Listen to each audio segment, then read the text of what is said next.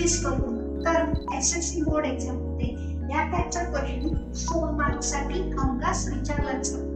पण बऱ्याच मुलांना हा क्वेश्चन सॉल्व्ह करायला जमत नाही, कारण त्यांच्या एक्स आणि वायच्या ज्या व्हॅल्यूज येतात त्या डेसिमल मध्ये येतात आणि ते ग्राफ पेपर वरती प्लॉट करणं थोडंसं डिफिकल्ट आहे.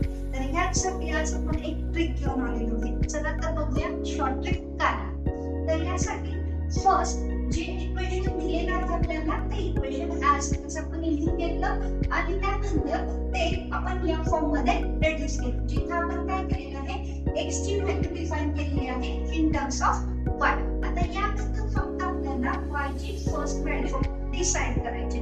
ओके, आता y ची व्हॅल्यू डिसाइड करताना ती अशी डिसाइड करायची जेणेकरून x ची जी व्हॅल्यू मिळणार आहे आपल्याला ती एक पूर्ण संख्या. तर इथे बघा डिनॉमिनेटर मध्ये 2 आहे, मग x ची व्हॅल्यू जर एक पूर्ण संख्या यायची असेल तर ऑब्वियसली न्यूमरेटर मध्ये अशी संख्या यायला पाहिजे ज्याला दोन्ही भाग जातात. म्हणजेच काय, न्यूमरेटर मध्ये एक इव्हन संख्या यायला पाहिजे. तर बघा y ची व्हॅल्यू कोणती घेतल्यानंतर न्यूमरेटर मध्ये इव्हन नंबर येईल. तर बघा सिम्पली y इक्वल टू जर आपण 0 कन्सिडर तर न्यूमरेटर काय येणार आहे 4 येणार आहे, which is an even number. आणि त्यालाच जर आपण 2 ने डिवाइड केलं तर x ची जी व्हॅल्यू मिळते ते एक पूर्ण संख्या मिळते. सो आपण y ची फर्स्ट व्हॅल्यू काय घेऊ शकतो, सो y ची फर्स्ट व्हॅल्यू आपण घेऊ शकतो 0. आता y जर 0 टू केला तर x ची व्हॅल्यू काय येणार आहे 4/2 म्हणजेच 2.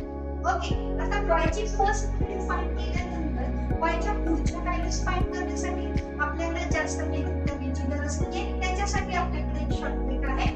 शॉर्ट ट्रिक काय आहे बघा, first value plus or minus denominator. म्हणजे y ची जी फर्स्ट व्हॅल्यू आपण फाइंड आउट केलेली आहे 0 आणि हा डिनॉमिनेटर 2, याचा यूज करून आपण y च्या पुढच्या व्हॅल्यूज फाइंड आउट करू. यासाठी काय करायचं बघा, तर एकदा आपल्या फर्स्ट व्हॅल्यू मध्ये हा डिनॉमिनेटर ऍड करायचा आणि एकदा या फर्स्ट व्हॅल्यू मध्ये हा डिनॉमिनेटर सबट्रॅक्ट करायचा. तर बघा फर्स्ट आपण यामध्ये हा डिनॉमिनेटर ऍड करणार 0 प्लस 2 म्हणजे y ची पुढची व्हॅल्यू काय मिळाली आपल्याला 2 मिळाली. तर बघा ची व्हॅल्यू जर 2 केली तर x ची व्हॅल्यू काय येणार बघा 4 प्लस 6 मीन्स 10/2 म्हणजे x ची व्हॅल्यू मिळाली आपल्याला 5. सिमिलरली जसं आपण या फर्स्ट व्हॅल्यू मध्ये हा डिनॉमिनेटर ऍड केला, सिमिलरली इथं सबट्रॅक्ट करायचं म्हणजे 0 मायनस 2 म्हणजे y ची पुढची व्हॅल्यू आपल्याला मिळते -2.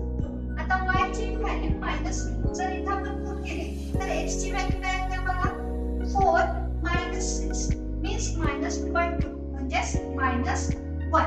ओके, आता या झाल्या आपल्या x आणि y च्या व्हॅल्यू ज्या तुम्ही इझिली ग्राफ पेपर वरती प्लॉट करू शकता. आणि जर तुम्ही अशा प्रकारे हा क्वेश्चन सॉल्व्ह केला तर हा क्वेश्चन तुमचा कधीच चुकणार नाही. थँक्यू. मॅथ्सच्या अशाच नवनवीन ट्रिक्स बघण्यासाठी या चॅनलला लाईक, शेअर आणि सबस्क्राईब करा.